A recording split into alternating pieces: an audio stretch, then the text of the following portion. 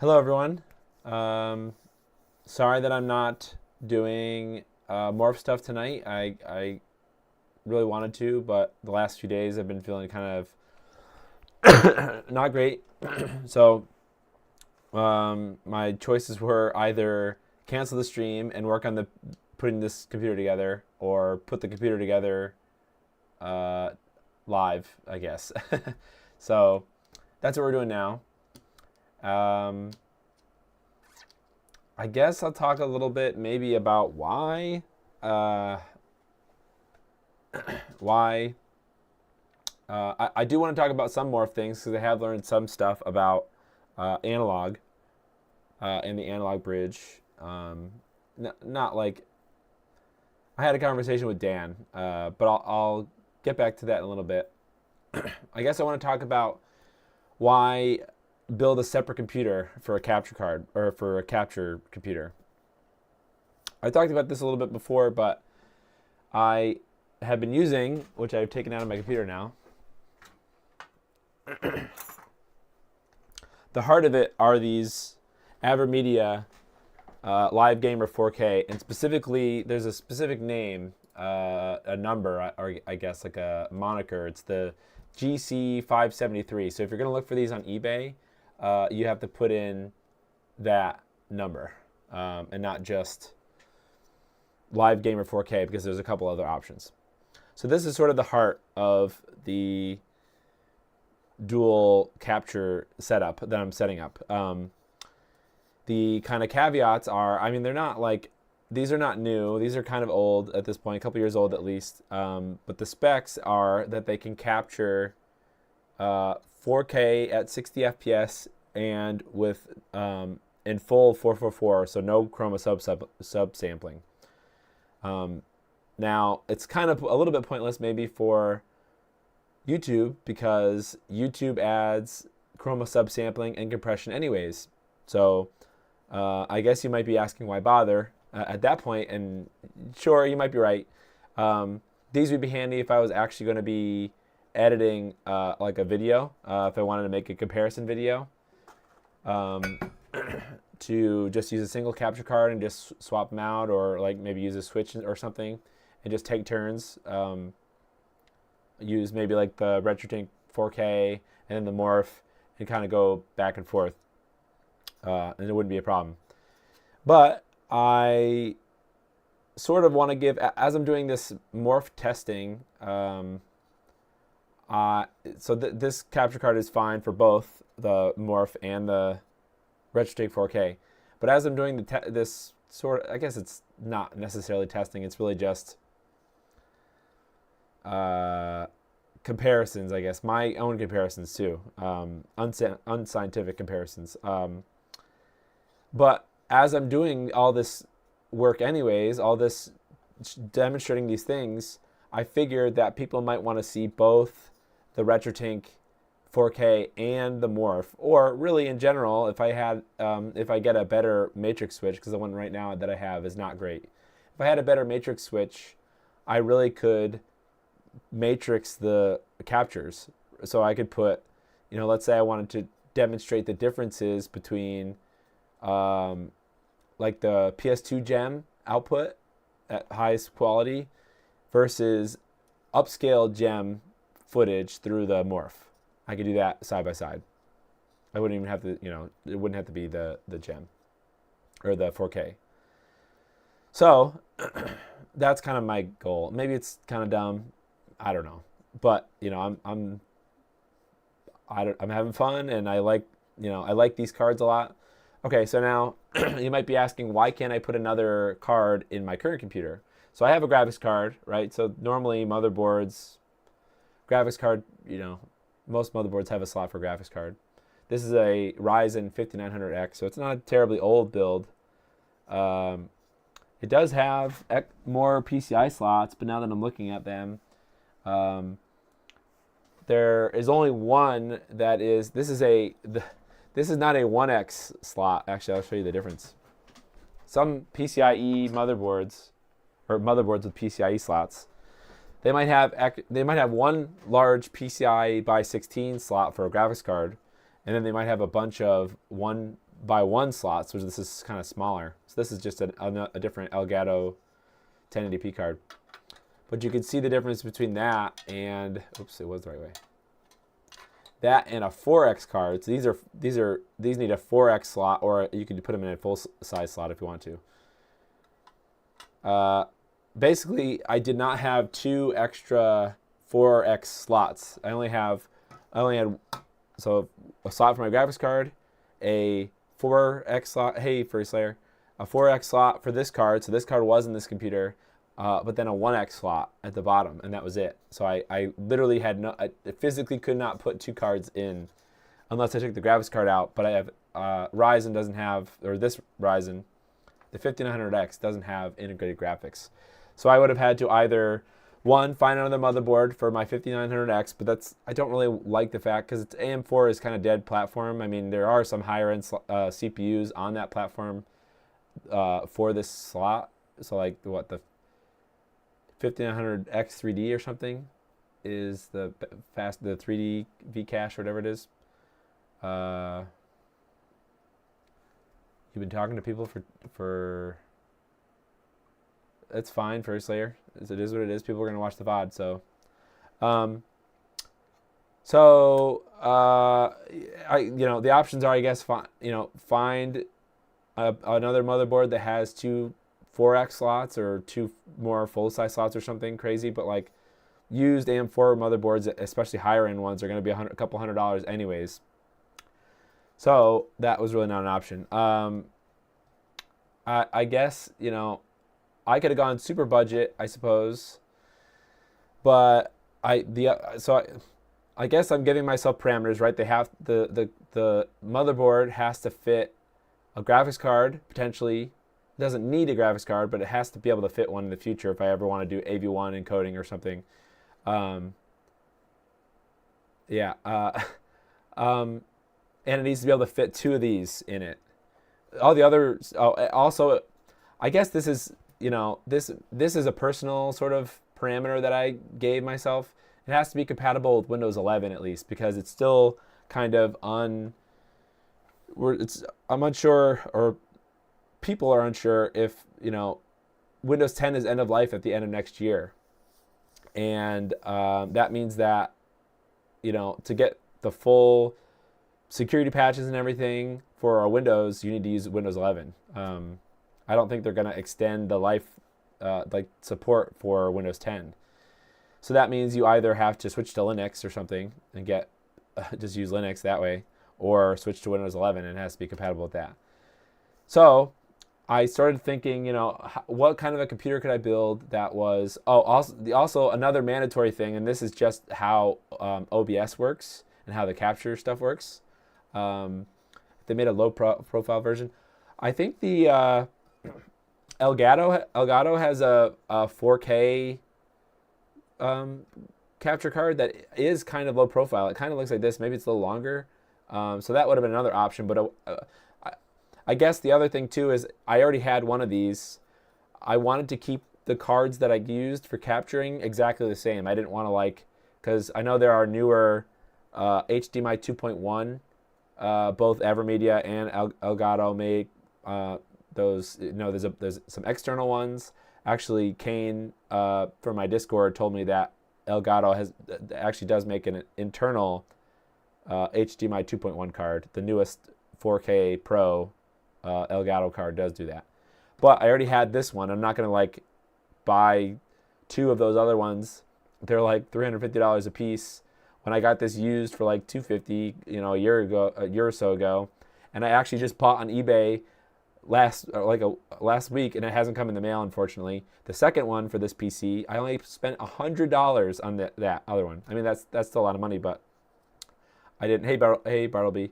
So I ended up, my recommendation is if you're looking for a capture card, definitely look for this card, the GC573 on eBay, and hold out until you see one for $100, because they're definitely available for $100. So that's what I would not get the newer ones, because those can go for $300 or more, unless you also want to capture PS5 or something.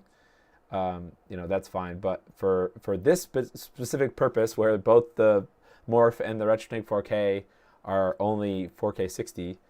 So for $100, I think that's so the 2.1 will capture. It's like 4K up to 144 also. However, it doesn't capture. You can watch. I would recommend watching E plus Vox's videos about either one. It looks like I keep holding this one up because it's an Elgato card, but the Elgato 4K Pro seems to handle it better as far as like, I think it will downscale. There's weird downscale, like there's a chart, like if you're inputting 4K high refresh, like 120 or whatever, 160 hertz or 144 hertz, you can record it, but only at 1080 high refresh rate, like 144 hertz. You can't you can't record at a lower FPS if you're inputting higher FPS. But if you have 4K 60, it will be able to capture 4K 60. Yeah. So and with no chroma subsampling. So that's the difference, I suppose, between the internal cards and the external USB cards, is that none of the new. So when I say none, I really am talking about the whatever, I don't know what it's called, the LiveGamer Ultra, I think, the external AverMedia one, and the whatever the Elgato external one is. Those can't capture in 444. They'll capture in like 422. So if you're just live streaming, it's fine because the video is going to get compressed anyway. So I'm not telling you not to buy those if you're looking just to live stream or something. I'm telling you not to buy them if you don't need to spend the extra money and you don't need it for the extra features, when this will be able to do that for hopefully you can get it for a $100 deal like I did. So all right, so the motherboard has to be able to, it has to have enough PCI lanes to support having two of these, and it has to be at least a 4X slot. So that's the first parameter. Second parameter, it has to be a platform that can support Windows 11. The third parameter is it has to be able to output. I kind of limited myself to integrated graphics, but most modern integrated graphics can support this. It has to be able to output at least 4K 60 to a monitor. So like older, I have an older computer, a Intel 4670K, so it's a Haswell. It's old, like almost 10 years old now. I tried to get that up and running just to see if I could see what I could do with that with Linux, but unfortunately, that the integrated graphics with that CPU can only output 4K 30, and so you need to at least be able to, or you need to be able to output 4K 60 in order to have OBS allow you to choose that as a resolution to stream or to capture. If you don't have the capability of outputting up to 4K 60, or basically you have to have a monitor connected as well, I think. We'll have to experiment with that. Like, I don't know if I just have a 1080p monitor connected, I don't know if I can capture or stream in 4K in OBS. But, so I have my LG OLED, so that can do 4K 60. So I can connect the PC to the OLED, and now it says, okay, you can display in 4K 60. Now I can record in 4K 60. So that's the other requirement, is if I'm going to go with integrated graphics, which I am, or which I chose to, just to make it a little bit cheaper, the integrated graphics has to be able to output 4K 60. I remember trying that and getting 4K 30. Yeah, it's rough. It's like, it looks nice and sharp, but then it's like you get the stutter, you get the 30 frames, and it's just brutal. So I guess I could have done that. I could have spent more money on like an Intel GPU. I thought about that, but there's still a couple $100 or whatever. But the benefit of that would have been AV1 encoding, which is just, it's supposed to be a more efficient encoder for YouTube. It doesn't really matter. I have gigabit internet, and so far I think this is just H.264. Well, I have an NVIDIA GPU in here, so NVENC, but X264. All right, so those are kind of all the parameters that I needed to do, and I also kind of wanted to not spend a ton of money. I probably could have spent more. I could have spent less for sure. However, I wasn't sure that any platform was going to support having two of these capture cards in the same system. Somebody mentioned on Twitter or something that it works, so I don't know. This is just one person's anecdote. The other capture card that I bought is coming from eBay, and it's no return policy. So unfortunately, unless it doesn't work, like if it just straight up doesn't work, then I can return it. But if it does work, I can't really return it. But that's okay. I mean, $100 for a second capture card like this is fine. But I spent a little bit extra. Okay, so maybe we'll talk about the platform. I didn't really get a great deal because I bought the parts new. So there's no way in heck that I was gonna buy anything very recent, right? So I kind of was looking at like the newest Ryzen, looking at the newest Intel.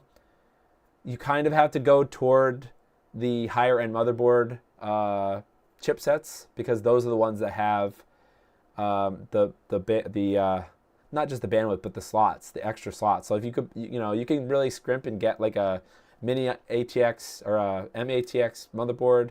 So that'll cut some costs down. If you don't need a full size ATX motherboard, it's a little bit cheaper to get an MATX, but those don't have the amount of slots that I need. Hey Belmont, yeah, man, that's awesome. I can't believe you do that. That's so cool. You should do both. You should watch the stream and do that. So that means I kind of have to stick with a high-end motherboard platforms, kind of, right? So the Z or the X or whatever variants of whatever generation of CPU that I buy. So I was kind of looking at like a 5600G, like the Ryzen, same AM4 platform. But AM4, full-size AM4 motherboards, like I said, I mean, it would be the same. I would be in the same position. I would spend probably like couple $100 on an AM4 motherboard, even if I got an APU, like the CPU that has the integrated graphics. So I might be able to get a cheaper 5600G processor or something. I mean, I was looking at. We could pull up eBay later and kind of go through whatever. It didn't make sense because the cost of the motherboard would have made up for any, extra budget I would have gained from getting a cheaper CPU.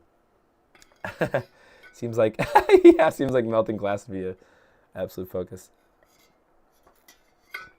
So, all right, long story short, I ended up finding an okay deal.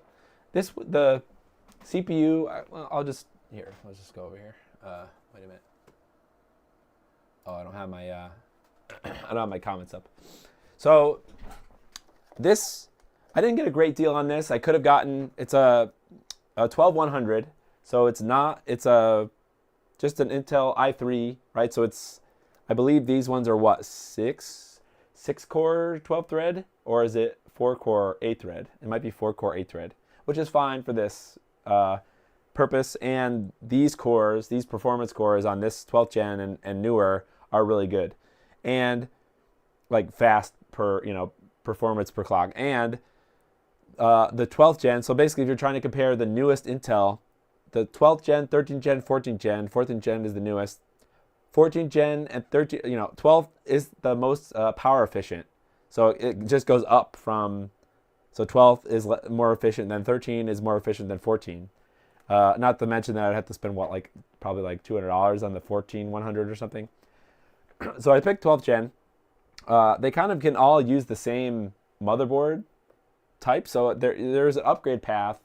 I did choose a Z690 motherboard, not Z790, that's the newer one. But I think this still is compatible with 14th gen, so I could upgrade it if I wanted to in the future. So anyways, I think this was like $130 on Newegg. Like I said, I could have got it for cheaper on eBay. I saw one for $90 on eBay, but it was no refund. So if it did work, I wouldn't be able to return it if the capture setup didn't work. So that's kind of, I think that this was okay deal. I think it was like 120 or 130 or something. But not amazing, but yeah. And it has integrated. Notice I got the 12100 and not the 12100F. The 12100F has no integrated graphics, so that's kind of where I'm headed. Then I got an amazing deal. Maybe not amazing, but I got a pretty good deal, I think, on this motherboard. So this is a high-end, not high-end, but Z690 motherboard. Not super duper crazy features and things like the high-end ROG motherboards or whatever, but it was just only $125 new. Again, returnable. So like this and the CPU are both returnable if this whole thing doesn't work. So the motherboard's not actually in here, it's just empty. But so I like it. ASRock's okay. I mean, I just went with this particular one, this ASRock Extreme. Well, keep in mind, I had to look at the specs, and I had to make sure, if you're looking at this motherboard on Amazon or something, so it has 3 full-size slots. It even has an extra 1X slot. So I'm going to stick that Elgato capture card in here. But it has a slot for the graphics card, obviously, and there's so much space because what, they expect people to put like three slot graphics cards in here. It does have 2 full-size slots. So there's one at the bottom here, and there's another one here. It does, anywhere that I've seen online that's listed the specs of this motherboard, say that these are all X16 speed. That's not true. The bottom 2, only the top one is X16. These bottom 2, if you did, I guess this allows Crossfire or SLI because it's actually written on the board. If you had Crossfire or I guess 2 GPUs, this would be 16 and this would be 8, and that would not work. But if you had 2 cards here, they're both at 4X, which is fine for the AverMedia capture cards. So I kind of lucked out, and I'm hoping that this will work with the capture stuff. So that's the board that I chose. Also, it's the DDR4 version because I already had this G.Skill DDR4 RAM. So that's kind of the reason I went with this and not something, is it overexposed? Okay. Not something crazier because, like not DDR5 because, you know, that's an extra cost and I already had the RAM. So that kind of saved me a, you know, 50 or $100 on the cost because I already had it. Then I guess I didn't have to spend the money on this. This is just I don't know, PCIe Gen 5 NVMe SSD. I didn't really need this. I could have spent a little less. This was about $90. I could have gotten something for probably like 60, but oh, it's already out. But you know, I don't know. Basically I'm intending to shove this underneath my desk here and never touch it really, except for to clean it. Yeah, so that's my strategy. And then last but not least, I have a power supply that I bought for doing retro PC stuff, so I'm going to steal that. It's just this Thermaltake Smart 600 watt, nothing even, it's not even 80 plus bronze, it's just 80 plus white, so that's fun. Anyways, I'm kind of excited about this case. I never heard of this brand before. This is Montech. This is a Montech 903 base. There's another version of this that has RGB fans in the front, but you know it's $15 more for that version. This case with 340 millimeter fans already in it, so 1 here and 2 in the front, was only $65 shipped. So I'm like, that's a good deal. My personal computer that I'm using behind me, I have a Fantex P400A, and that one was like $90, and it had 3 fans also, and those are only 120 millimeter fans. So I'm pretty pumped about this. This is like the least sexy case ever, but I don't know. I'm excited. So let's take the side panel. One thing that's cool, my Fantex case, this is tempered glass, and that one is tempered glass too. I'm sorry, my voice is kind of dead, guys. I'm sorry. The Fantex case, it has these terrible thumb screws that go through the glass like this. So it's like mounted. It has 4 screws going through the glass, and it doesn't slide out. So like it's annoying to take that glass out of that, the P400A. This one, it's like a normal side panel, right? It has metal, the thumb screws that stay, the captive thumb screws. So like this is a sick, it's like a better version of the case that I have for way less. So I'm kind of pumped to building this. All right. So before we do anything with the case though, let's get the stuff in the motherboard. Oh, also another advantage of going with the i3 Intel is it comes with a CPU cooler also. And also another reason to not buy it used, because if you need to buy a CPU cooler, you know, that's another. There are some damn good $20 CPU coolers out there, so it probably would have been, you know, $20. But I mean, that brings a $90 CPU on eBay up to 110 when you consider the fact that you've got to buy a whatever fan. Maybe not a big deal, but how in the heck? There's a CPU across the room.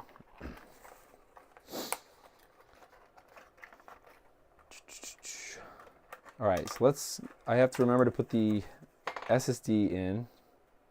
So let's do that first, so I don't forget. You know, I probably overspent, Belmont. If I knew for 100% sure that this was going to work, I would have, hell yeah, I would have bought all this stuff used on eBay. You know, I probably would have saved $50 or more. You know, like I said, I didn't need the SSD. Could have bought something cheaper. I already had a SATA SSD. I could have used that. I don't know. I like the look of just NVMe. I could have reused the case that I had. I didn't need to buy a case, but you know, I like the fact that it has a lot of airflow. So yeah, I don't know. I could have saved a little bit more, but I mean, you kind of are limited with the motherboard options, right? You need a kind of high end. Wow, this one goes weird. It goes the other way. That's kind of interesting.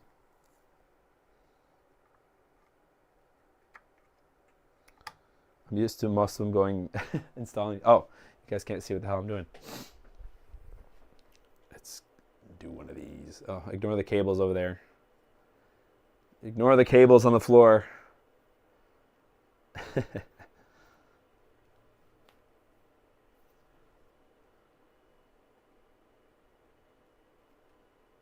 we go.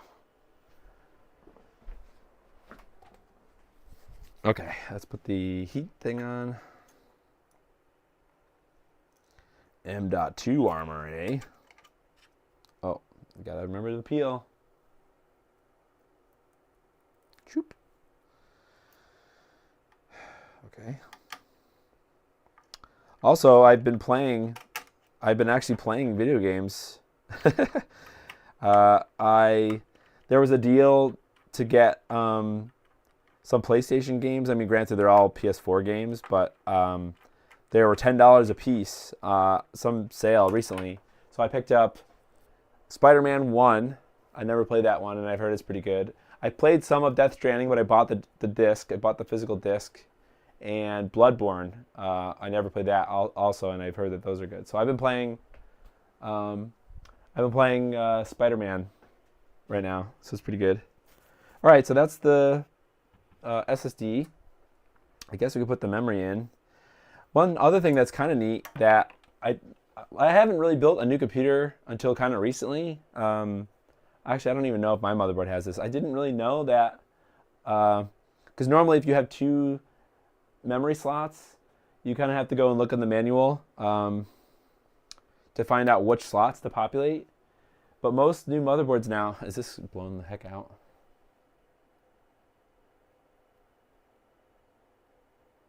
There we go. Most new motherboards now have an indicator here which slots you should populate first.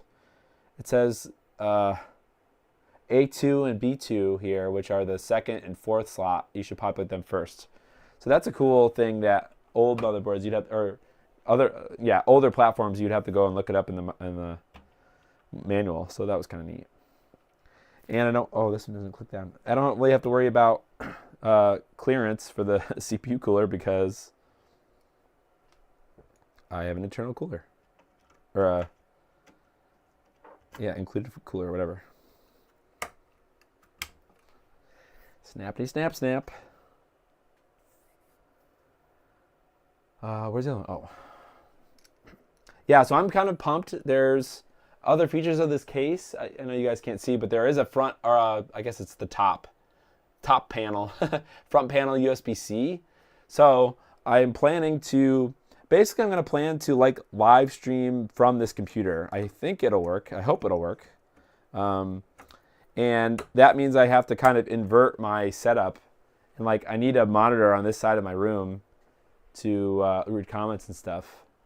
So I don't know, something I've just been thinking about. All right, now we need our CPU.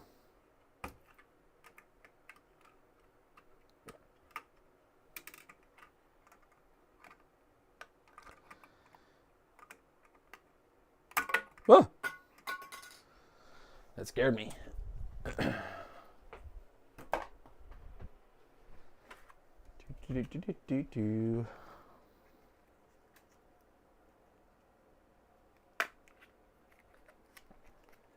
Oh no, that's something I forgot. I forgot to buy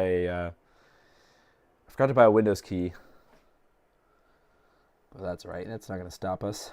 All right, lining up the triangle with the triangle.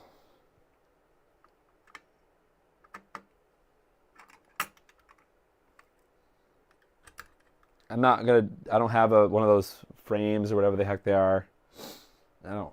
It's a i3. I don't know. I'm also not going to remove this thermal paste. I'm just going to use the thermal paste. The stock thermal paste here. Ooh, this is kind of a cool heatsink. Which way does it go on though? This? Oh, it's a twisty boy. Okay, so it goes like that. Wait, do I want it to go like that? I guess I do, because then I can plug the fan over there. Okay, and now I need a screwdriver, flathead screwdriver. Where's my thing? Ah.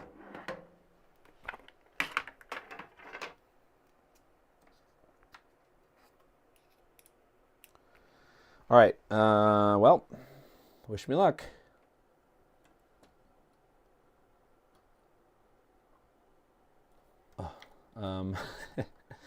How do these ones work?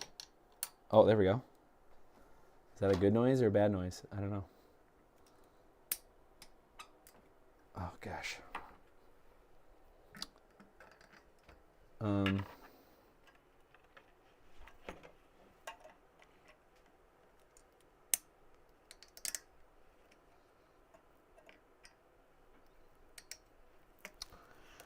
Is that even in? It looks in. I just... Oh. Is that how that works? Okay, I think I understand now. It it goes in weird. Oh, it says to... I don't freaking know, man. Okay, I think that one's in. It is a cool motherboard. Yeah, that's the highest end thing on this motherboard the highest end thing on this computer is the motherboard, I should say. Yeah, I was an old school fan of ASRock. I was saying in the beginning that I have a 4670K, which is just an Haswell i5. Oh, I think you can just push it in. I think that's how it works. I didn't need to turn it in at all. Anyways, I had my Haswell computer had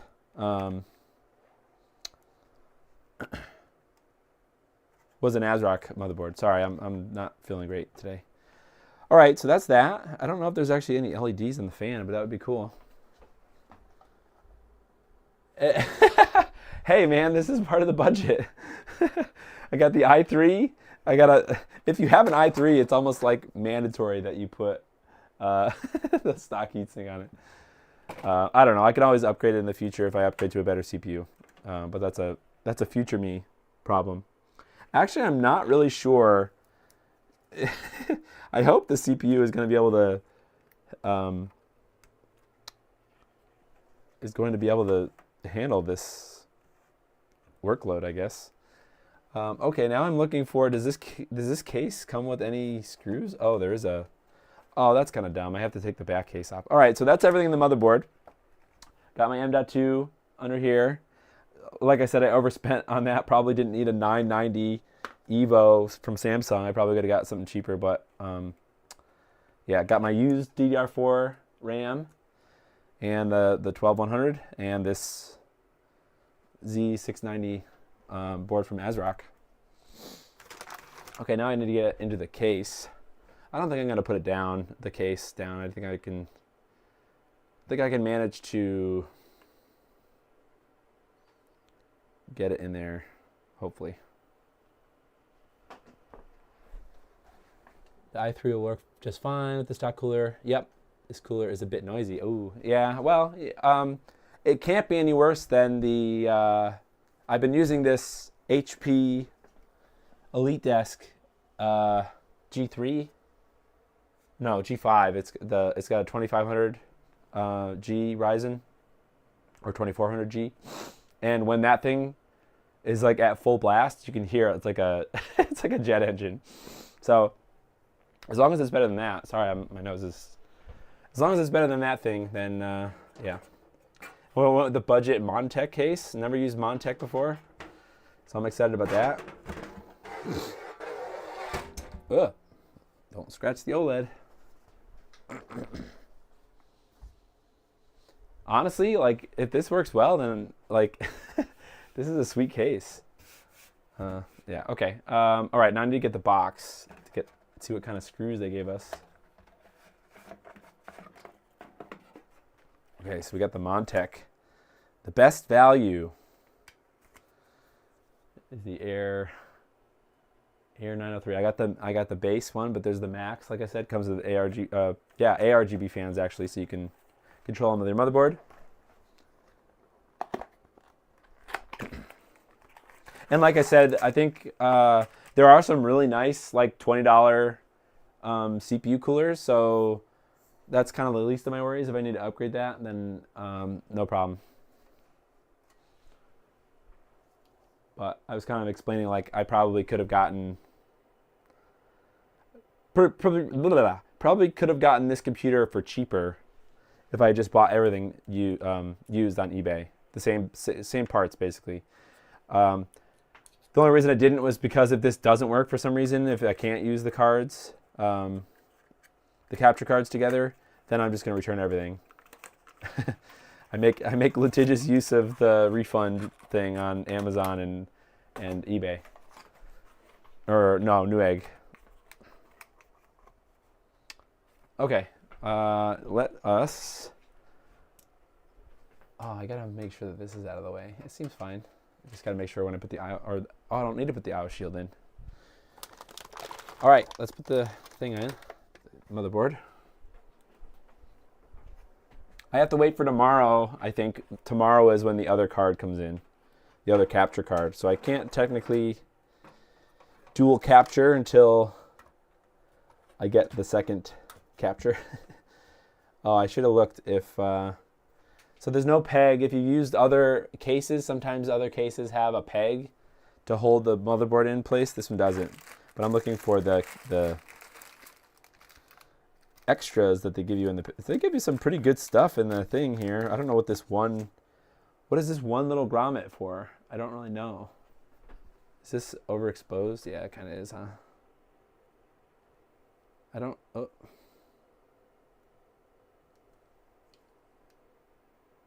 I'm not really sure what this one little thing is for, but I guess we'll find out. Copper sleeve. What is copper sleeve? Oh, is this a little screw to screw in motherboard standoffs? That's kind of sweet. This case can support huge motherboards. Look how much more room you can support. There's standoffs all the way up here. So you could put an EATX or I think even bigger. It's a giant motherboard if you wanted to. Okay, extra standoffs. That is for, oh, maybe it's that's a hard drive thing. That's for hard drives, I bet. This thing here. I didn't know what it was for. All right, I'm looking for motherboard screws. Nope, that's power supply screws. Mainboard screws, okay. All black. It's nice. Ah.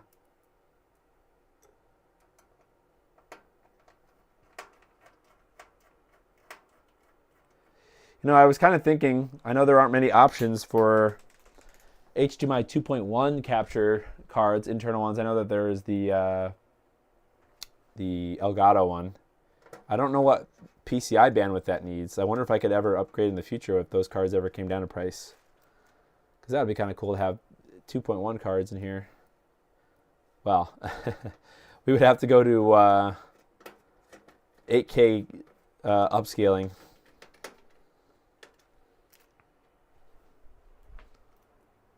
I love random parts. Make sure the case have enough clearance for the CPU cable pass. Oh, I didn't like up here. You mean? Oh my God, yeah. There's so much room. You can't really tell. Let me turn the OLED on. There's like, I could fit my whole hand practically through these grommets. That didn't really help you. Oh, I can minimize this window. At least it'll be blue. There's huge. Look at how big these freaking holes are. That's crazy. This motherboard, this case rules. Dang. Okay. It's the cheapest, sweetest case I've ever had. I just got to make sure that the I/O shield is lined up. Yeah, that's fine. I like integrated I/O shields on motherboards. That's pretty sweet. But that's been a thing for a bit. This is not very often that you get to build a computer. At least I don't. So.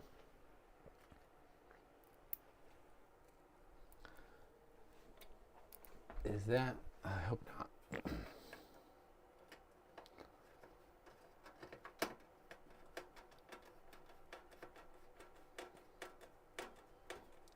No, I don't have an LTT screwdriver.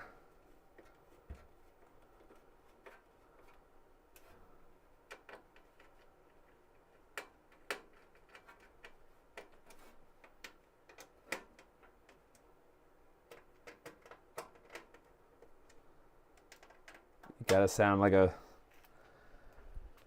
badass with your ratcheting screwdriver. Yeah, I mean for the money, it's good. I mean it's not fancy, but and it's kind of thin. Like it's not like super thin, but like these parts here, kind of not very stable, sturdy. I guess. Well, there's like these ventilation holes, so it's not bad.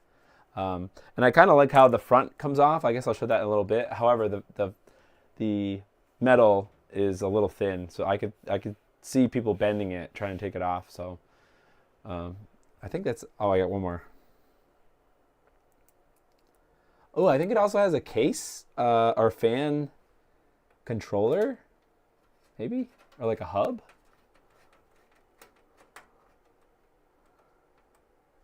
I gotta spin it around. I haven't even done that. All right, now that I undid all these screws, I gotta put them all back.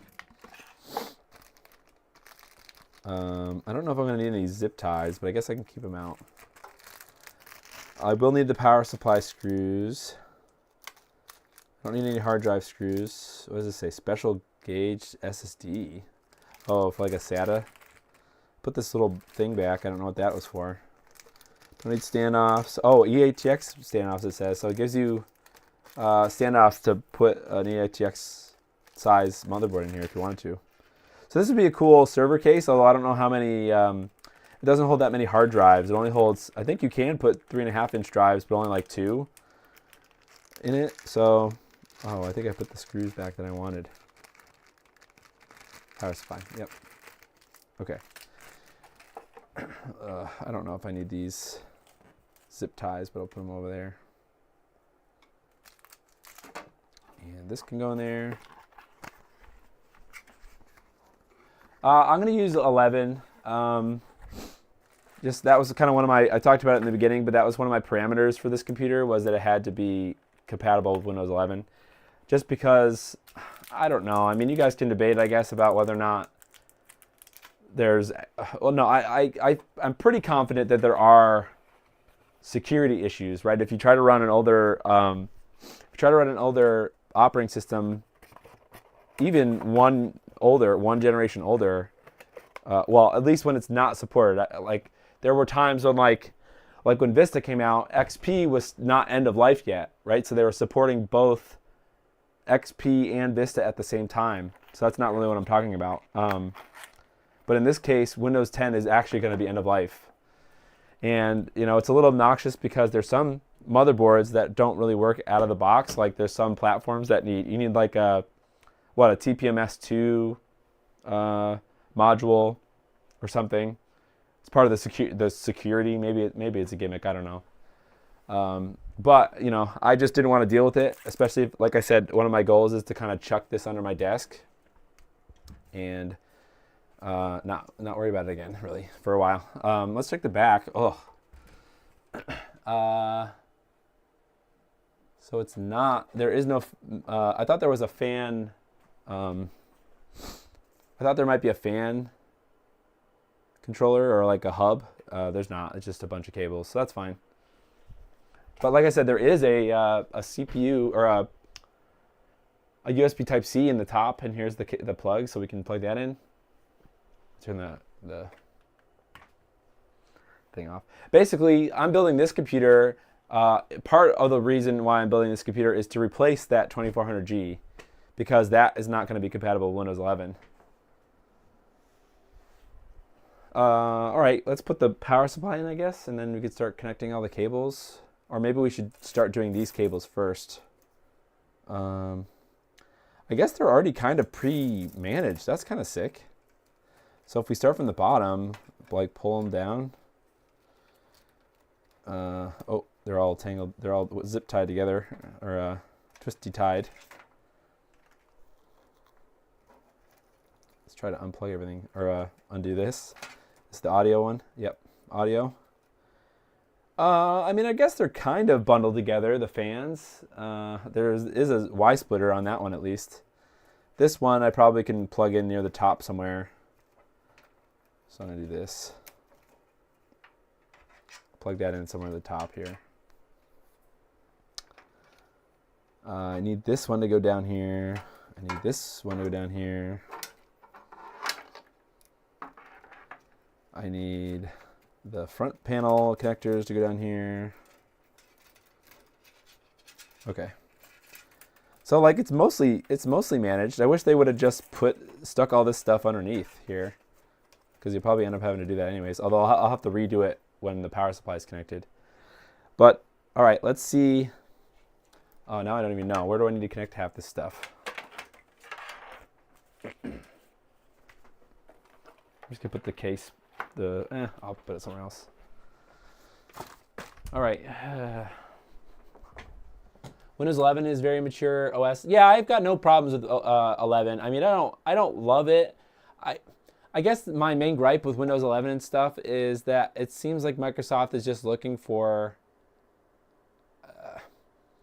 you know, I appreciate when an operating system, actually, here's kind of an interesting thing. Okay, so I appreciate when operating systems improve the UI, the layout of things, the functionality of things, only if it's better, though, than what we had before. I really feel like there's no feature of Windows 11 that is like, wow, yeah, I really, I wish Windows 10 had this. You know, there's almost nothing. Actually, all those zip ties just went under my, all those zip ties went flying under my, the stand of my microscope. That's funny. So I need to do like this. Sorry, you guys. Oh, I could do one of these actually. All right, so USB 3. So, like I said, I was looking into using Linux, right? And I was trying. I don't know if you guys know Linux at all. You could choose different kernels, right? So that would be like, I tried Fedora. I tried in the past. I've tried Ubuntu. I tried Debian, and when you pick what did I say? Not a kernel,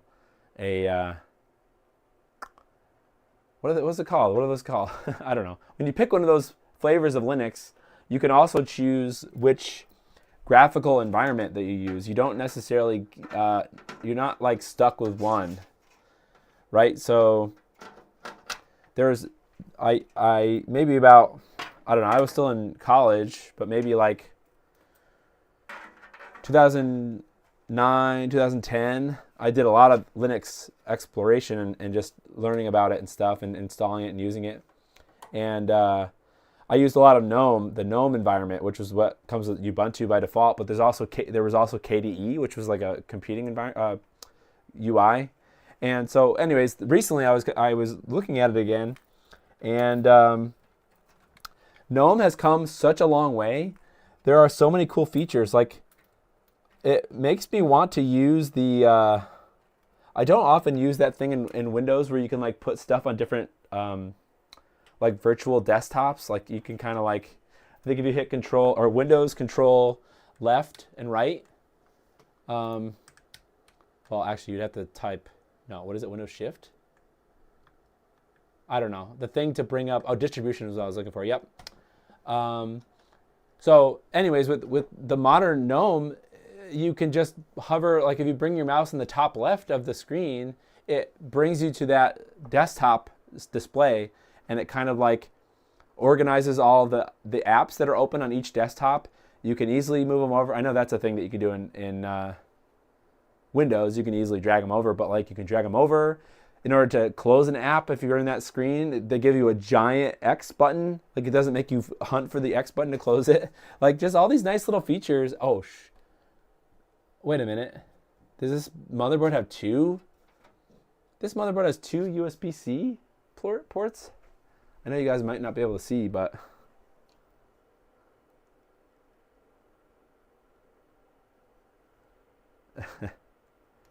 so there's the one I plugged in down here, this USB-C header, and then there's one up here.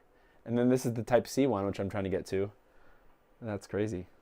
Anyway, so I really like Linux. It's just I could not get, I was trying to install OBS. Then there was this plugin called OBS NDI. And then there was the NDI tools that I needed to install, and I couldn't get it to work well. Do I think SteamOS would be a good jump from a non TPM CPU, like first gen Ryzen? You could try it. Yeah, I mean, Linux is all like SteamOS or any some other flavor of Linux is always like, if you've never used it before, I think that you're going to have a fun time until you figure out the program that you can't run because there's some command line you got to run or something, or there's some incompatibility, and then that'll drive you crazy. But if you've never used Windows or Linux, I guess SteamOS is a Linux flavor, right? Windows Shift left. Yeah, maybe it's if you have, maybe you have to have one open already. Oh, I don't know. So. Yeah, anyways, I appreciate how far GNOME has come since I used it then in college. It is a nice UI. I didn't try KDE again. I don't is anybody in the chat here use KDE or like KDE, or is it still a thing? Is this a bad, this might be a bad. How do these go in? I've never actually plugged one of these in. Is it directional? I see a little key on the bottom. Okay, I see. So I gotta do that. Shoop.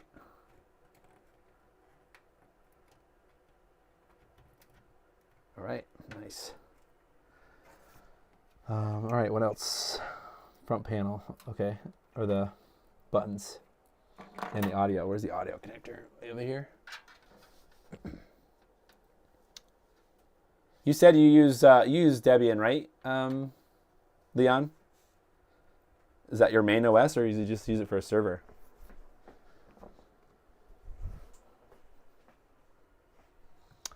What's kind of interesting is there are a lot more ways of installing packages. Like I used Flatpak for a bit. Flatpak seems like a thing that's pretty neat if you're installing apps. It kind of like containerizes apps, but that was kind of a bad thing because I couldn't figure out how to install plugins for the app that I installed. So where's the front panel? Over here?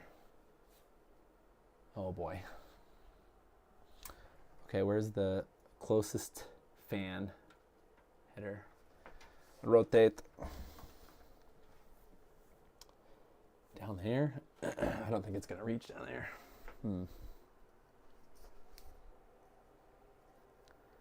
You guys can watch me plug in these stupid little things. Why not? You know, and I'm going to take out the manual for this.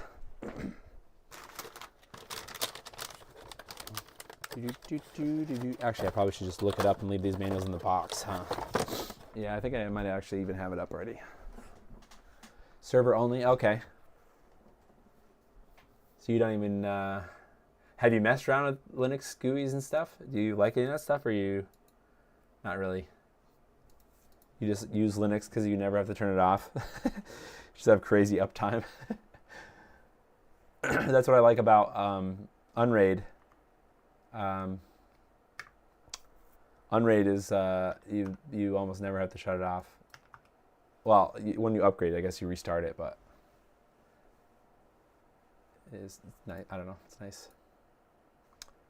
All right, where is the manual? Ah, what happened? That is not what I want. Oh, it is though. What?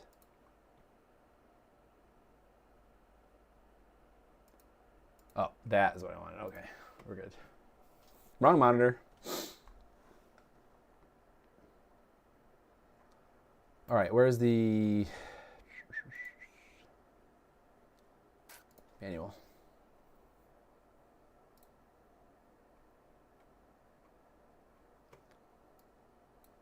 KDE years ago. Yeah, I remember liking the way KDE looked better than GNOME. But now I think, I haven't used, I don't know if KDE is a thing anymore, but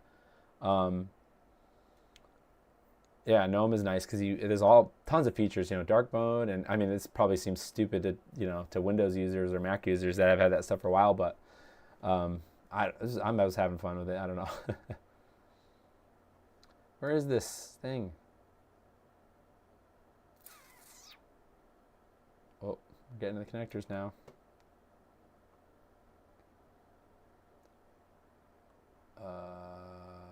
Here we go. All right, I need this. All right, so what's presence? What the heck? Oh, that's the audio. TPM header. Nope. Where is the front panel? You would think that'd be the first one. Maybe I missed it already.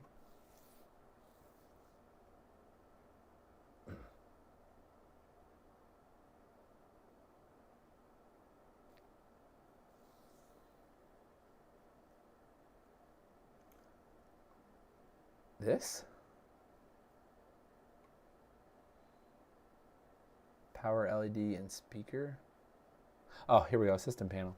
Linux is hurting itself by having competing desktops rather than, yeah. Well, I mean, isn't that the whole Linux thing? Is just to do whatever, use whatever you only want. You tried GNOME before I did and you didn't like it. It was very basic. It was kind of like knockoff XP, I felt, because XP was still a thing. Oh, netbooks were a super big thing when I was in starting college. So like people would buy these cheap pieces of shit. I don't know, $100, $120 tiny like 6-inch or 7-inch laptops, and they would install this really stripped down Windows XP.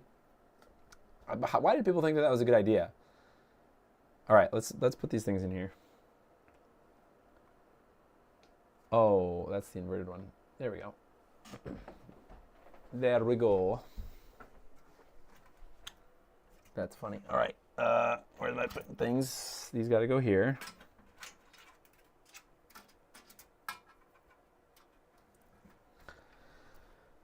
All right, hard drive LED in the bottom left, or bottom left.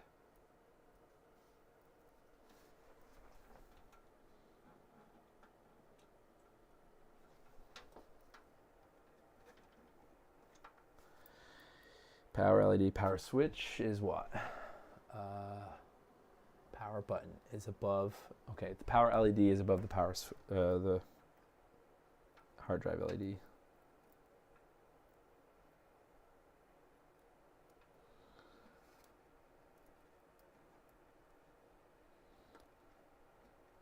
Oh, come on.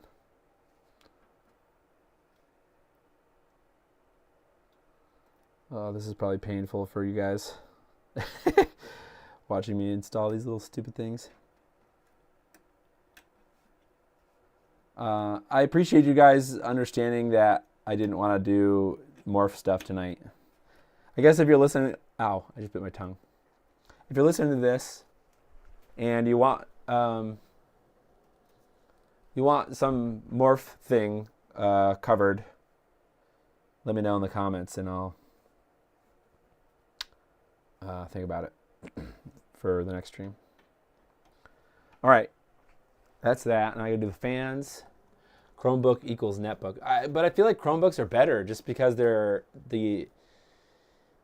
just like mobile processors have gotten a lot nicer.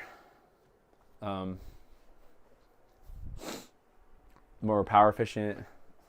Maybe not. Maybe I'm wrong. Oh, that's a fan header. Should I do this? Can I do this? I can do this. Oh, if I never want to use these SATA connectors. What do these say on them? That one says chassis fan 2. That one says chassis fan 5. There are so many fan headers on this. Chassis fan 4/water pump. Chassis fan 2. Okay. Well, I can put this one. Wait a minute. Where's the other side of it? There we go. This one can go here. I know you guys can't really see what the hell I'm doing anymore.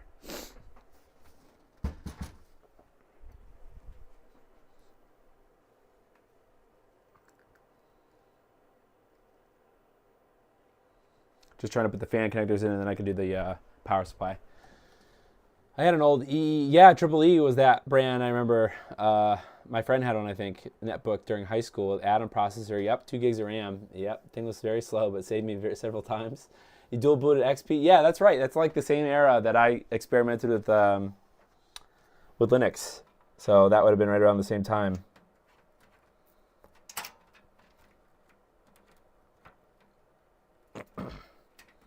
Pretty funny.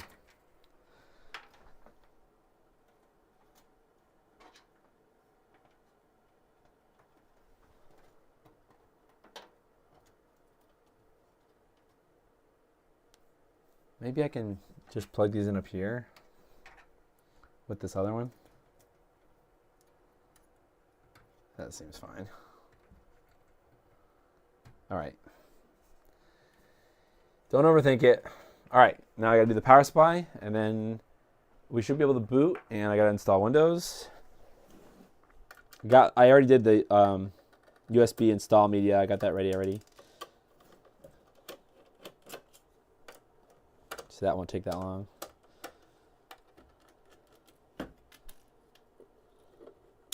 Oh, you know what? I didn't even think about that. I should have put a, should have bought a case that had a disk drive opening. Does this? No, it doesn't. It has space for a third fan in the front, but. All right, let's get this power supply. Unplug the. This is a rubber band? Why did I put a rubber band on this? And you guys can't see what I'm talking about, but. Oh, whoops, I just broke the rubber band. My bad. All right. Sorry, poor 386 computer. You don't have a power supply now. Modern Chromebooks are pretty competent. Some have Core i7. And just the power management, how they can like go super low power, I guess is handy. All right, I gotta put the power supply in here. In the front. I hope it could fit with this audio cable in here. It's one of these jobs where you got to kind of shove it in. There's plenty of room, but you could put a giant power supply, and I think you can remove. Oh, you guys can't really see what I'm talking about. There's tons of room in the bottom here, so you can have a huge power supply if you wanted to. And here's the spot that you could put 2. And maybe it's just 1. Maybe you could buy a second one of these, but you could put a 3.5-inch drive in there. Not what kids are getting for free at home or at school. They give them complete junk. Yeah, I'm not sure what my son. Right now, my son just uses iPads at school when they have to do anything online. But I don't know. I'm sure some rich jurisdictions around here, they get iPads or whatever, probably. So, I don't know. Not one of those, not in one of those fancy districts, I don't think. But they do, you know, they have used iPads for, well, I mean, most stuff is just a web app anyways. I mean, it doesn't really matter what computer you're doing it on. So, like, during COVID, when they were home for a bit, they brought an iPad home. But, you know, they brought them back. It was just to do these learning exercises, learning apps and things.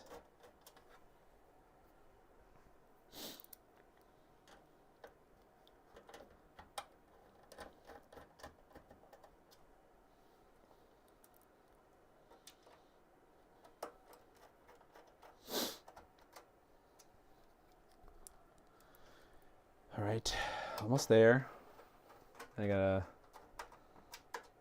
only 2 cables to plug in, which is nice.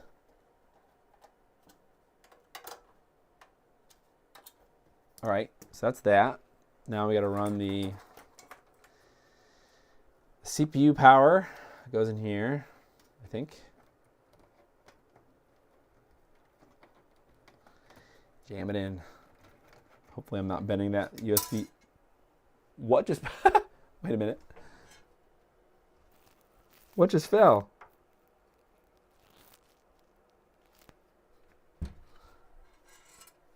A screw just came out. What? What screw? Did a motherboard screw come out? Okay. That's kind of dangerous. Where did that even come from? Have you ever checked out a mega flash cart with a little screen on it that it can run Genesis and 32X? No, I never. I know there's tons of different stuff out there. I never really, to be honest, I never really was a fan of like reviewing kind of accessories and things. Although, you know, I kind of bummed myself out. Because I tried really hard because I was making YouTube videos, not full time or anything. I have a full time job, but like I tried pretty hard to make YouTube work, right? And I would say I'm not successful, right? I have almost 8,000 subscribers at the time of this video, of this recording, but it never worked out, unfortunately, for me. But I have, I've always had, the whole reason basically that I started was kind of twofold, right? One, I was doing editing, video editing for another YouTube channel, so I kind of had some editing skill, and I was already doing these console mods anyways. So I really kind of figured, and I was successful at it. I'm not for other people. I mean, too. I was doing it just for myself, but I was successful at it, and I could follow directions, like written instructions, pretty well. And I guess at the time I was sort of not happy with the other video content, which AKA is basically Voltar and Jason from Game Tech US. Because Bob had some tutorials, like modding tutorials, and I'm not talking about Bob did have a lot of other content besides just modding videos, and he would probably even tell you himself that he's not the best at doing the mods. But anyway, so I wasn't really happy, I suppose, and I wanted to have more heavily edited videos than Voltar did, right? So basically take Voltar's content, not his actual content, but make my own version of his and edit it so that it was not several hours long. And it's kind of come back around because I do live streams now anyways, but kind of take the live stream format and make a more edited video. So in the beginning, I was kind of hoping that would be a thing that people would like. And it kind of was, but then Macho Nacho came around and pretty much did the exact same thing. and it was his editing is way better than mine. So I kind of was like, oh, maybe it's not for me. Maybe I just can't. And plus, it was I was doing that. Basically, I was doing that, making videos, instead of hanging out with my family, which some of you watching this might be like, I would choose that any day. But, at one point in my life, I probably would be the same way. I sort of am a loner, a little bit of a loner.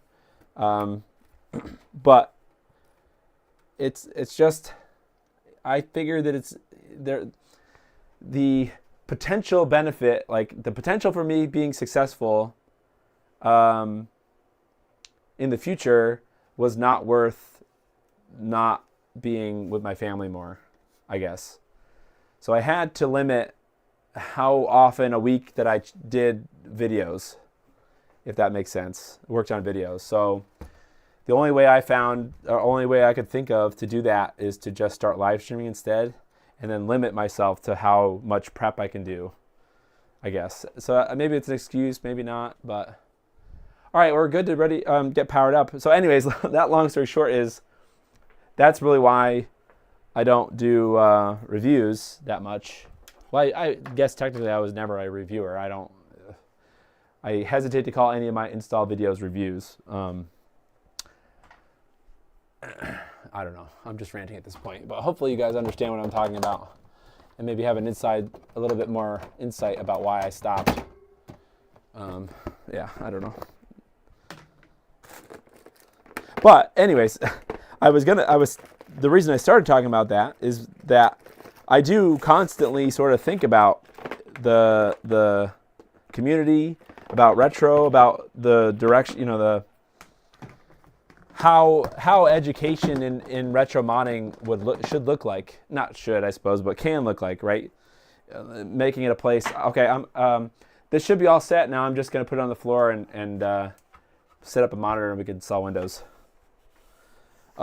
Anyway, so yeah, it can, I was just wondering, thinking about all the content that could be made, kind of deep dives into technical specs of different consoles, or like how why are RGB mods the way that they are, like what makes up an RGB mod, like analyze mods and stuff, kind of the stuff that Zaxor would be good at now. Zaxor is pretty good at that.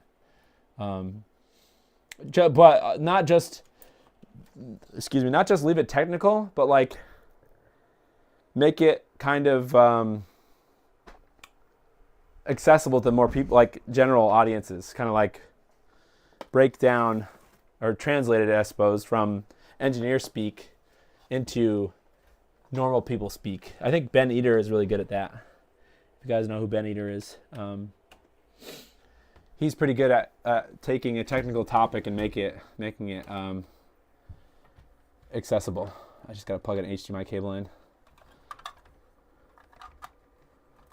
So I definitely have ideas. I just don't have the time right now to do it. Maybe when my son gets older, I might have a little more free time.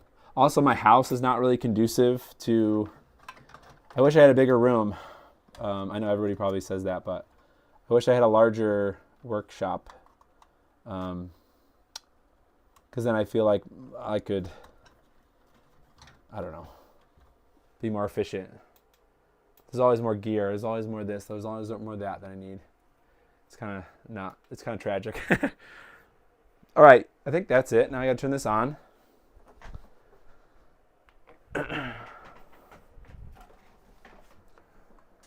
Would some of your content work in short? Some of it might. I kind of have a personal vendetta against shorts. I mean, not super against it, but I don't like what it's doing, I feel, to society, I suppose. Not in a super negative way, because I appreciate what it's done for people and accessibility of video making as a medium. But I also feel like people, I don't know. It's sort of like the Mr. Beast. It's not necessarily the length. It's really the appeal to the masses, not necessarily deep dive technical stuff. Bigger kids, bigger problems. Oh, I'm sure. Yeah, maybe. Yeah, I don't know. I'm not. I suppose right now I'm not stressing myself out about it. Oh, I didn't put any of the capture cards in it yet, but that's all right. I can put the capture cards in after we get Windows installed. So can I do one of these? Oh, that's funny because I can't do one of those. Okay. I'll just have to capture this from the screen here. All right, let's fire it up. Oh, maybe I should flip the switch. Did that work? Fire it up. Yeah. Oh, that fan's not spinning. Oh, now fire it up. Oh, the button is kind of crunchy. That's right. Is it gonna work? And do I have it in the right input on the TV? Hey, very nice.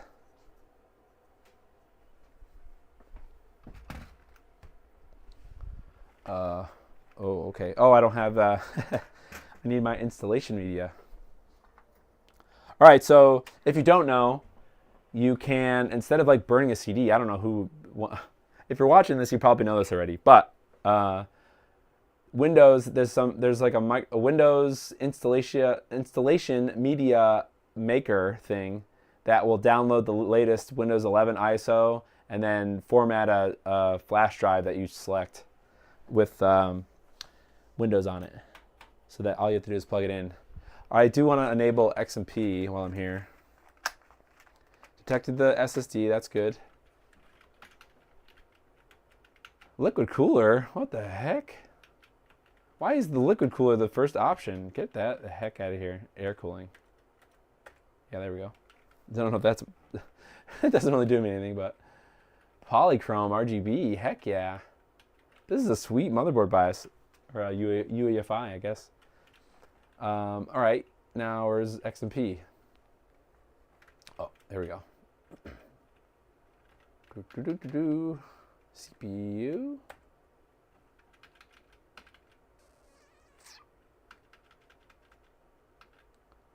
Did I miss it? Where the XMP at, yo?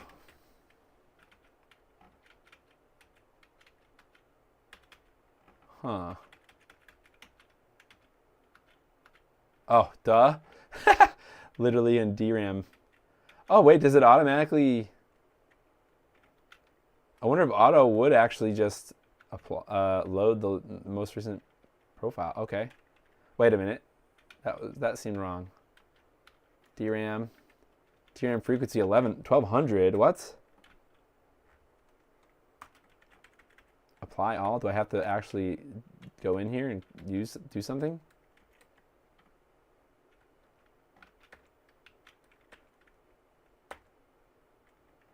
See, I don't like that. Why does it say DRAM frequency? Because this is a 3600 megahertz kit. That seems silly.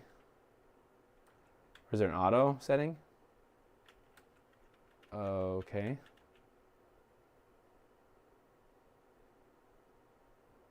That is weird. Okay, I don't like that. Well, anyways, I got set it to 3600. Okay. I'll have to mess with that later, I think, maybe. All right. Oh, I need my Ethernet cable. Oh, so the other cool thing about this motherboard is it has 2.5 gig networking. So if I ever get 2.5 gig set up in my office here, this guy is already set, or 10 gig or 5 gig. Enable virtualization. Yeah, I can. I don't know how much virtualization I'm going to be doing on this, but resizable bar. Okay, I'll have to go back, I guess, to the. I guess I'm already halfway into installing Windows here now. Or nothing. Maybe it doesn't like that memory frequency I put in there. Oh, it's thinking. ASRock is still around. I remember when they came out. They were a budget, no frills Mobo. Maybe like I said, I think they were probably larger or like a bigger player when around like Haswell, like older Intel CPUs. I think nowadays people are all about like Gigabyte and actually I think people don't like Asus. Wait a minute, why doesn't this work? Oh, here we go.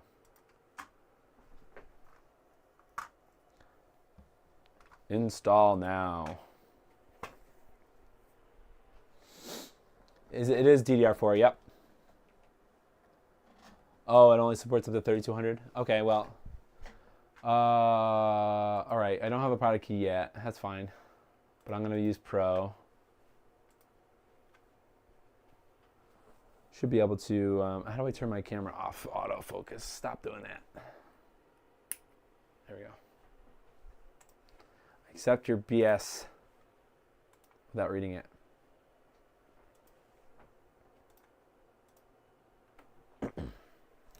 I'll grab a key later. Install Windows without an Ethernet cable to skip Windows login stuff. I kind of want to use my my Microsoft account. Probably doesn't really matter, but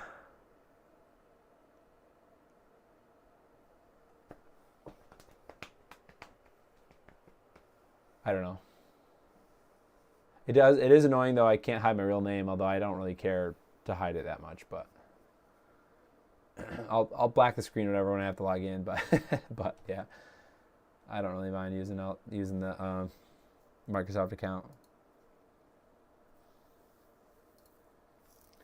because it saves my PIN that I use pretty much across any computer. Ooh, Halo 2 is launching on Insignia in a public beta on March 15th. Wow, could you imagine Halo 2 multiplayer coming back? Dang. I might have to do a morph stream where I just play Halo 2. So, anyways, I was going to just don't leak anything important. Yeah, that's right. Nothing like credit card-y, I don't think would come up, but what was I gonna say? Forgot. Oh, when I get back to morph stuff on Sunday, I think the people want. Well, somebody wanted 7th gen, which is what, PS3 and Xbox 360. See, when I'm going through this thing, I guess I'm satisfied now. I did talk with Dan. Maybe we could talk a little bit about what I uncovered. But I'll talk about next stream. I'll probably do just the PS2 gem and the morph, and also I suppose by then I'll have both capture cards, and if they work, then I can compare the output of the gem through the morph and the gem through the 4K. So that's next stream, I think. But it'll be like one console at a time. I feel like if I do like, okay, I'm going to tackle all, PS2, Xbox, and GameCube all one stream, I don't think that's fair.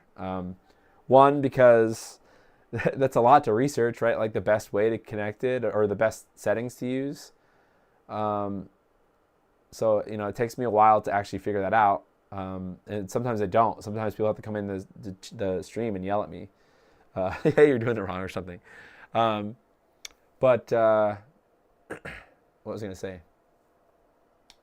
Two, I think it's just nicer because then people get to see, well, I don't know. The downside of doing one console per stream is like there might be features that make one console better than the other, or better, like fix a bug or something that I won't get back to. I don't know. Asus, Gigabyte, MSI, and Intel were the cat's meow. Yeah, Intel making their own motherboard was crazy, and they made the Gateway motherboard. I don't know, Belmont, and then somebody wanted Gen 7, so that's PS3. I have a PS3, and I have a 360, and I have a Wii, I suppose. Or maybe that's what they were talking about with 7th gen, but a Wii is basically a GameCube. No real difference. Well, I suppose there would be a difference, but yeah. Content trip. Well, yeah. I guess I just need to take a break from modding, and that PS2 gem, the PS2 Slim gem is kind of frustrating me. I actually might try to buy another console and try it with leaded solder instead of lead free. because I think that might have been an issue. I don't know. Maybe it's an issue. Oh, anyway, so I hope Dan is okay with me talking about this. Do I have any gem basics? No, I can. No, I only have the only console I have that has a gem in it right now is that PS2 Fat. You can disable the gem features. Actually, I don't know if you can disable gem firmware. I think that maybe you can only. Oh, I unplugged the. I think that maybe you can only just disable them. Yeah, Belmont, you don't know how much pressure there is, though, from people that are like, they want to see it and they want to see it now. Well, I get it. It's unfortunate that other reviewers aren't getting it and they're not reviewing it, but it is what it is. That really has nothing to do with me. I use leaded and just make sure to mix it well. Yeah, yep. So I definitely will try that, I think. I bought two more flex cables, so I'm good to go with that. I think I don't think I ruined the one that is in that Japanese PS2. I guess I can always finish it out just to see if it works. I might just do that off stream just as a low stress thing, because it's very high stress when you're doing it on stream and people expect it to work. I'm like, oh God, it doesn't work. Or I mess something up and it's like, oh God, I just did that in front of 25 people. Yeah. So this is a good thing, and people want to see more morph stuff, and I feel like it's not a bad thing, and I feel like your morph firmware updates will are gonna start coming out. So I have a feeling some of them were on stream just to see it fail. Whatever, that's fine. Those people can go jump off a bridge. No, you know what? It's fine. I try not to think about that stuff because then then I bum myself out. I really don't care. I really don't care if I fail on stream that much. It's just, I suppose I care more about wanting to show a successful end product to other people, to show the features and stuff. Because I really didn't do that much with the PS2 Fat Gem. Although now that I have that Jeff Chen's sweet PS2, the SSD pulley-outy thing, that is wow, okay, this already is in 4K 60. I think. Or it might be only in 40. But this CPU can only support 60, not 120, which this panel could be capable of. So does that make sense? Like I only don't like that I fail because I want to succeed. You know, I want other people to be able to see it. Because I feel like I'm kind of lucky. Like I have enough disposable income / Dan hooks me up with these gems at least. And so like I feel like if I don't do it, then I feel like I wasted Dan's money. And then I waste other people's time and stuff. So that's kind of why I feel bad. Not really that like, oh man, I feel embarrassed in front of all these people. It's not really like that. Lots of hate watching. That is funny. Man. 30 kids at a birthday party hopped up on sugar from killing each other. No, thank you. That's funny. We're getting there. Oh, here we go. Name my device. This is, if you guys know Homestar Runner. Homestar Runner had I think it was the Desky 9000 or something was the name of his computer. So after I was in a Homestar Runner, I started naming all my computers after that 9000, whatever 9000. So like I had a laptop and that became Lappy 9000. And then my desktop became Desktop 9000. So now every computer, I had Server 9000. Well, maybe it's not good to share your device names, but I feel like if you're on someone's local network, you could probably get that pretty easily. But yeah, it's just funny. Yeah, no, okay, so I had a conversation with Dan the day after the last stream. So Dan mentioned, after, people have been saying that stream went well, and I feel like it went terrible, but, I don't know.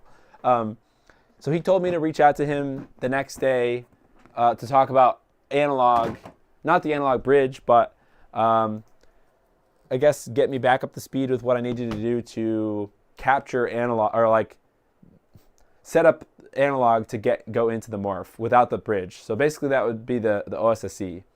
So what I did, he kind of told me I have to get the most recent Firebrand X profiles for the OSSC. I updated the firmware on the OSSC, and he was able to get the, at least for the Super Nintendo, that's what we were doing together. He couldn't get pass-through to work, or I couldn't get pass-through to work, but I could get line 2X out to work, so that's 480p out.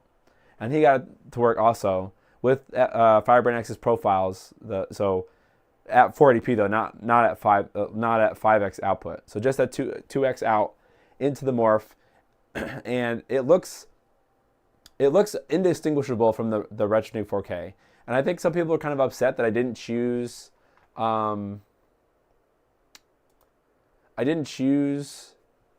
All right, I'm gonna make you guys look away.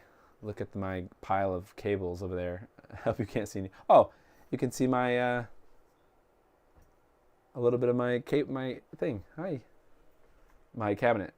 I don't know if he wants me to let you guys know. I mean, I don't know if it's necessarily a secret, but he was saying to me that the reason, and I think actually somebody, Voltar too, suggested to not use the 5X as input to the morph, and instead use the OSSC. So that's why I was using the OSSC. Dan was telling me that the chip, no, I don't want to what backups? No. Oh, set up his new PC. The ADC chip that is in the OSSC is the same ADC chip that is in the Retrotink 4K, and that is the same ADC chip that is in the analog bridge. So the OSSC, the 4K, and the analog bridge, in theory, should have the same underlying IC. Now, that doesn't necessarily mean that they're all the exact same, because, PCB layout and trace design and how they're interconnected inside of the thing, obviously those are going to be different. Those are never going to be the same. So it's possible that there will be, there could be some differences between how they're connected to each other, sure. But for all intents and purposes, if you have an OSSC, you don't technically need to buy the analog bridge. Unless you want, I suppose, the cool thing about the analog bridge is you'll be able to get them in different layouts. So, like, you might have one that has VGA input, one that has VGA and component. Lappy 486 or 486 9000, yeah. So, for all intents and purposes, if you have an OSSC, you don't need an analog bridge, and the output should, in theory, I suppose, the output should be the same. It should look the same, at least for analog. It may come differently when you have things like deinterlacing and that sort of thing. So that's why I think people wanted to see newer gen consoles and how it handled that stuff. But what? I don't add my damn credit card. Get the heck out of here, really? It just won't let you not put your credit card in? No, I don't want freaking Microsoft Cloud Basic. Get the heck out of here. Anyway, so, ooh, gay pass.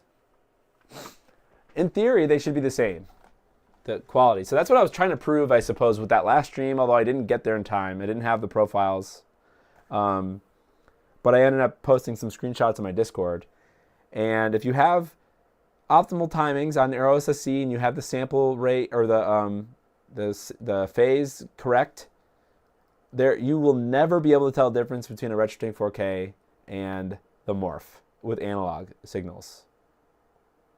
However, you're left up to the OSSC for handling resolution switches and stuff, right? So that could be where the analog bridge might make improvements, right? It might improve on the chip, or like, how do I describe this? Like, the firmware could be better.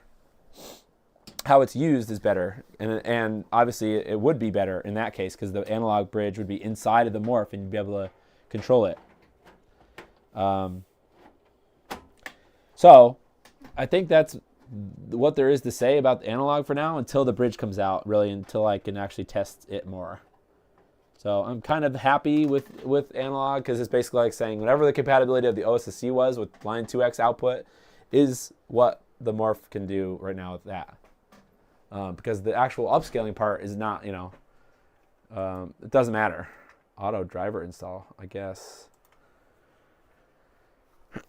So until that happens, yeah. Until the analog bridge comes out, I can't really do much more. With analog, I guess. I still have to do... oh, yeah, so I guess I'm saying don't go out and buy an OSSC if you don't have one because the analog bridge will be cheaper. I'm curious on your opinion. I saw someone on Twitter asked if the RetroTink 4K was worth it if they only had a 1440p monitor or if they should drop the $1,300 on an OLED.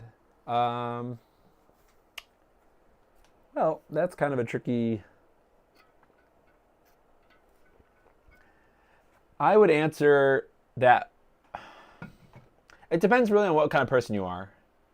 If you're not annoyed, so unfortunately, I'm the kind of person that once I get exposed to better technology or something, I can't go back. Like my head, I just can't not do that, if that makes sense. Right? And so as soon as I got a 4K computer monitor, I kind of understood that, okay, yeah, 4K is great. 4K is where it's at. So then when I got the OLED, I was kind of like, I didn't necessarily see what Tri saw in the, actually, and this is kind of a side note, I sort of like the not the scanline options, but I like I guess it's scanline options and whatever the slot mask options of the morph more than I like the ones on the Tink. But we can get into that. Well, that's really hard to demonstrate on stream. Anyways, so I don't really get the whole slot mask really thing. Like that was sort of disappointing for me when I bought the OLED. I was kind of like hoping for some mind-blowing experience where I was gonna be like, oh, this is life-changing and I can't go back to not using it. It doesn't really matter that much to me. I still like sharp pixels. So I guess what I'm trying to say is if you're the type of person that likes technology, if you like the constant upgrade, of life in tech, then I would start with an OLED because that will be way more awesome in everything. Like watching TV will be more awesome. Playing games if they're capable, like if you have a PS5 or something or an Xbox Series X, it will just be more awesome. Hey, don't look at my pin. Get out of here. So that's just I would just spend the money on that instead, or at least first. You can always get, something else in the future. And keep in mind, I got a really good deal on this. This was only a $600, this is the 42-inch OLED. But I got this for like $650. It was used, but through Woot, which is an Amazon brand. So it was used through sort of like a refurbished kind of site. Like they sell kind of good quality stuff. So I think that the OLED is a better upgrade than either a Morph or a RetroTink. But with that being said, then you open Pandora's box when you get an OLED. Then you're like, you have to have a Morph or a upscaler. Now, whether or not they should get the Morph or the RetroTink 4K, I guess they didn't really ask that. They asked if they should get a RetroTink 4K. I would say no. If they're only using a 1440p monitor, I would be perfectly fine with a 5X. Hey, okay, cat, you gotta get down. But for the cost, depending on where it's going in their house, for the cost of the RetroTink 4K, instead they can get an OLED.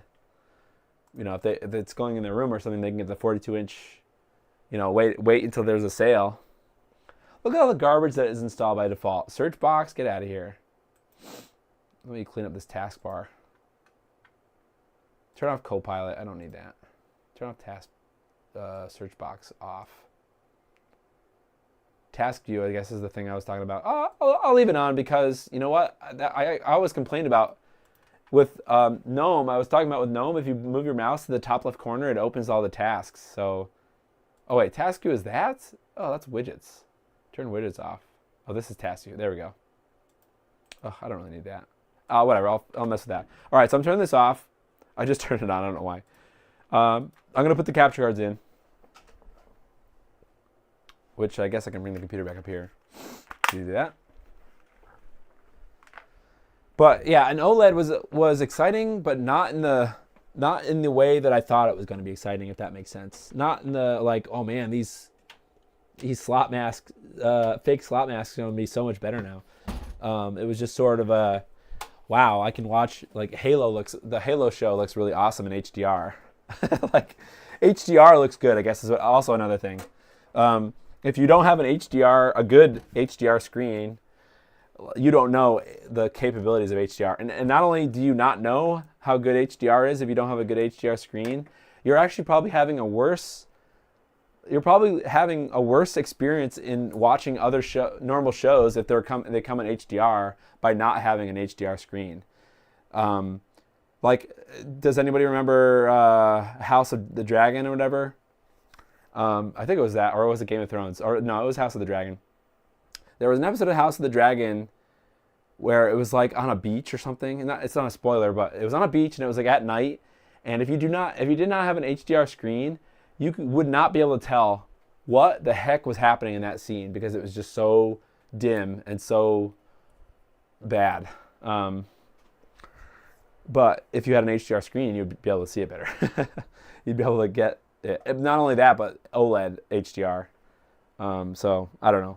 I know I'm kind of ranting, but contrast and pop are surreal. Yeah, I mean this is not even that high end of an OLED now. The C2 is it's good, but I mean there's like the new Sonys that just what is it, the S95 or something? And they're not new, I suppose, but there's a new revision or something for the same cost of the LG versions. I think of the newer LGs. They're supposed to be super good. Like that's supposed to be the new budget OLED or something. Ratings had a video about it. So I don't know. That's probably what I would focus on. Not to say that the RetroTink isn't cool. Like it isn't. What the heck? How did these go in here? Is this just stuck on my motherboard? Oh my god! What the heck? Oh no! Why are there bumps here? I'm ruining my motherboard. What is happening? Do I have to take the whole motherboard out because of that? Ugh. Okay, this case is kind of annoying because of that. So there's these like bumps on the case slots here. Hold on, I'll show you what I'm talking about when I can actually get one out. But I'm not gonna take the whole motherboard out. I'm just gonna try to shift it over. But I can't take them out of the case because the motherboard is in the way. That has never been a thing for me before. Oh, that screw came out. I guess I didn't. Did I just straight up miss a screw up here? I hope there's not one just like floating around in the computer now.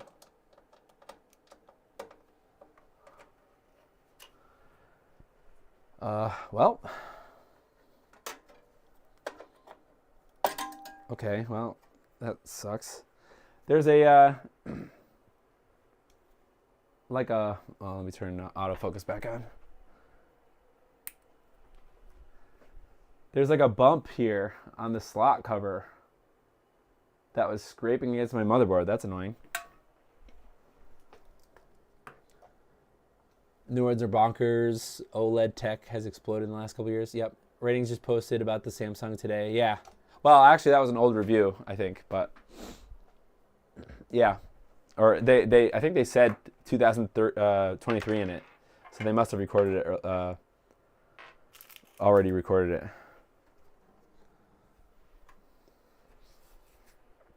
Okay, so I need to remove that slot for this.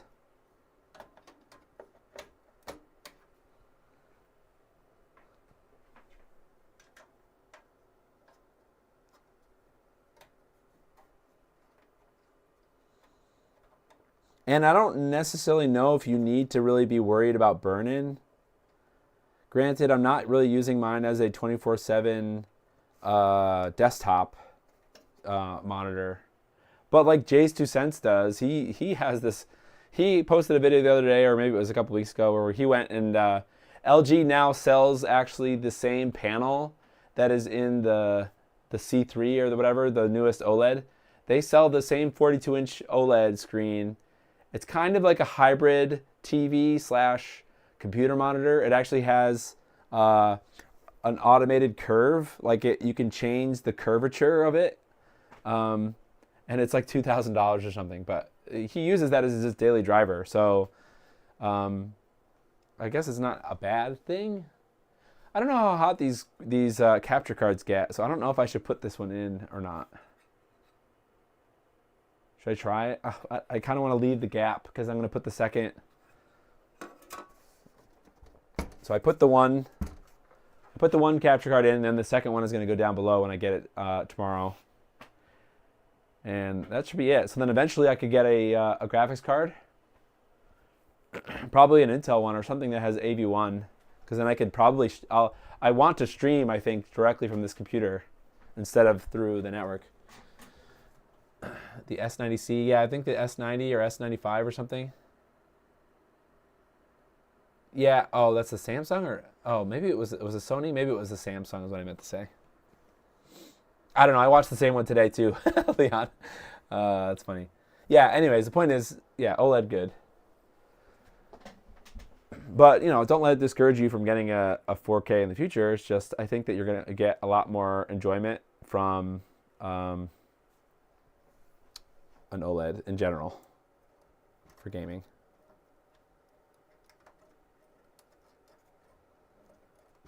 Okay, that's fine. That stupid fan wire is kind of bugging me, but I don't know. Should I put this other one in? I gotta screw up the screws though. I did unscrew them too. Actually, you know what? Maybe I should undo that other slot cover while I'm here.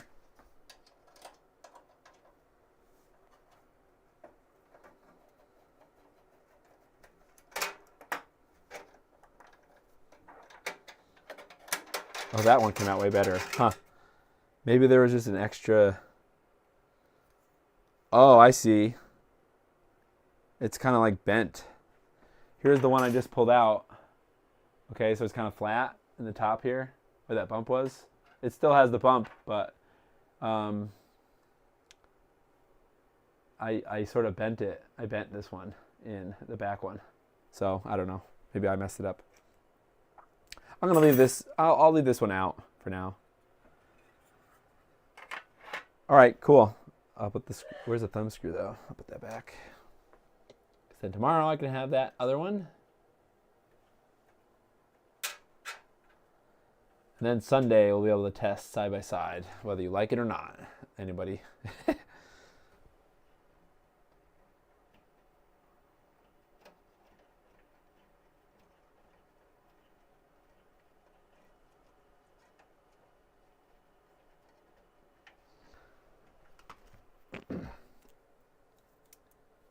All right, let's do up these case screws.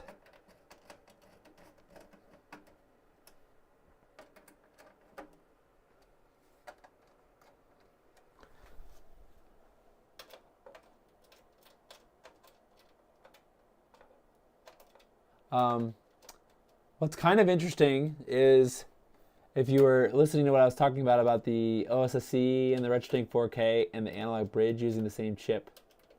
I asked Mike Chi if that was true, because I didn't want to say anything without confirming it. Not that I think Dan would lie to me, but you know, I think that people would ask like, "Oh, is that true?" to Mike, and like I didn't want to like that. It's just, I don't know. I feel like that would be a weird thing for him to answer. And he kind of said, I guess I'll read what he wrote. I mean, not, you know, not in a bad way. Just I want to make sure I don't misspeak. All right, so that's where I'm going to leave this tonight. Windows is installed. I still got to install OBS and the NDI plugin and NDI tools. I don't know if I'm actually going to use NDI in the long term. because I don't know. Basically, I'll be broadcasting 4K 60 through the network to my computer. So that's 500 megabit blast. ARC 770. Oh, nice. Yeah, that's the that's the Intel one for that has AVI. One of the Intel ones, I suppose, it has. Oh, so okay. Mike said, where am I at here? Okay, I'm not going to show you what he said, but I'll just tell you.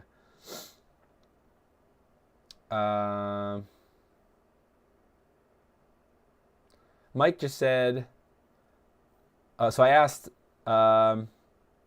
if the RetroTink had the 4K had the same ADC as the OSSC, but it had a different one than the 5X, and that Dan mentioned that the ones that are in the OSSC and the 4K are better than the one in the 5X as far as like digitizing audio or analog at the low, I guess at low resolutions. And so he said, I suppose so, although I would say the bigger factor is figuring out the firmware to convince these crappy chips to do anything productive. So basically he said, I said, it comes out of firmware and like how you use it. So it's not necessarily that the hardware is different, but it's more of how do you handle the output and what do you do with that. But then I also said, because I was still not convinced that the 5X is like not a good option to get analog input into the morph. And so I asked him, is there a good way to get quality output from the 5X, low resolution? And he said, his words were, unfortunately, chaining scalars in general will be very difficult, regardless if you are using the RetroTink 5X, OSSC, or even a generic converter. So I don't know if that's his way of not want to talk about it anymore. Not in a negative way, just, there's a lot to having multiple scalars back to back, because now you're dealing with, you don't really know, like, I feel like if you're a creator of one of these upscalers, Mike or Dan or the Pixel Effects team, your goal should be to kind of limit your testing surface. And that's kind of, Dan is kind of, the Pixel Effects team is kind of diving headfirst into this pool of not knowing what devices people are going to try to connect it to, and have to debug all these different things now. So I agree with what Mike is just trying to say. There is an advantage to having an integrated scaler. I don't think Mike is actually trying to say that, but having different scalars with different interfaces, different ways to connect them to each other, is suboptimal. So that's kind of why I'm like, okay, fine. In that case, I'll wait for the analog bridge, because that will be kind of, at least for the analog side of things, which is where I started with analog stuff. So people are asking, like, why didn't you test this newer stuff? Like, I started with analog, so I'm going to, look at analog stuff. So I don't know. It's kind of a big rant, but yeah, I don't know. I'm excited for more stuff, so testing more stuff. All right, I guess that's a win. Windows installed. I still got to install a whole bunch of other stuff. I'm probably going to cut the stream short now, just because my voice is kind of killing me. If you have any comments about anything, you can leave them in the comments when the stream is over, or you can always tweet me. I may eventually put a affiliate list of. Well, I'm kind of waiting to see if this will actually work tomorrow when I get the second card. If it does work, then I'll probably put an affiliate list, affiliate links to the list of parts that I used. Although, as I explained earlier, that probably is not the optimal way, because you probably can get, I don't know, what, an X570 motherboard and a Ryzen 5600G or something. You may be able to get that for an equivalent price, $250 or something. And you'd still need DDR4. I just happen to have that. I suppose you could go with DDR5 if you didn't have any, because DDR5 is not terribly expensive depending on the speed. And then you'd have to find a good deal on a DDR5 motherboard. So I don't know. All right, thanks everybody. We'll be back on Sunday with the morph, testing more morph stuff. Probably gonna be using the PS2. And the PS2 gem. I could also do analog, I suppose, and do a comparison, but I don't think it'll be any different, really. at 4K. Anyways, you probably wouldn't be able to tell the difference. But I suppose, well, how would you do analog PS2 into the morph right now? Probably couldn't. Yeah. But digital in the morph compared to analog in the Retro Sync 4K, I could do that. All right, thanks everybody. I'll see you on Sunday.